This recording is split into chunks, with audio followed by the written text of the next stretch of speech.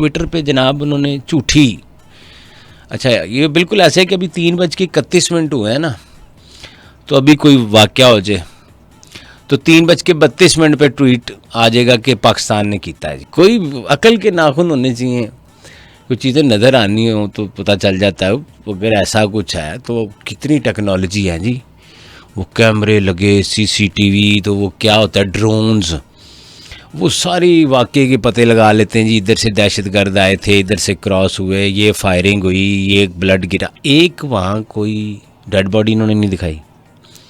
आप देखें पूरा वाक़या उठा के, एक डेड बॉडी नहीं, यानी मीडिया ने नहीं दिखाई। उंज कही जाते 27 के पता नहीं 23 मार गए जी। जो मकबूजा कश्मीर है ना, इसके बिल्कुल यानी ये फुलगाम जो है 400 किलोमीटर के फासले पे है, यानी इतना दूर नहीं, जिम्मे इतों इस्लामाबाद तो लाहौर है यार, ठीक है।